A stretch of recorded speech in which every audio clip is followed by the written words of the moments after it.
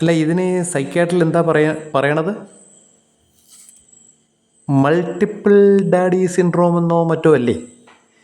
അതായത് രമണ, ഈ പല തന്തയ്ക്ക് സന്തതികളുണ്ടാവുകയെന്നോ മറ്റോ. കേരളത്തിൽ ഇതേ ടീം പറയുന്ന 233 രൂപ ദിവസവേതനം ഞങ്ങൾ കൊടുക്കുന്നു, ഭാരിച്ച ശമ്പളമാണ്. തമിഴ്നാട്ടിൽ ഇതേ ടീം 26,000 രൂപ വേണം എന്ന് പറയുന്നു.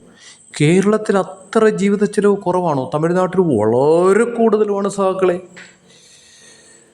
ചുമ്മാതല്ല, പടവലങ്ങ പോലെ വന്ന് 17% നിന്നിപ്പോൾ 1.5% താണത്. ഇനിയും താഴും.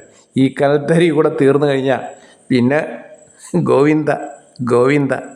ബംഗാളികൾ പൊറോട്ട അടിക്കാൻ ഇവിടെങ്കിലും വന്നു. ഇവിടെയുള്ളവന്മാർ പിന്നെ 10-15 തലമുറയ്ക്കുള്ളത് മോട്ടിച്ചിട്ടുള്ളത് കൊണ്ട് വിദേശത്തോട്ടങ്ങ് കീയും. ഈ നാണം കെട്ട അണികൾ എന്തോ ചെയ്യും? അത് വേറെ വഴിയുണ്ടല്ലോ. വിശ്വഗുരുവിൻ്റെ പാർട്ടി ചേരും.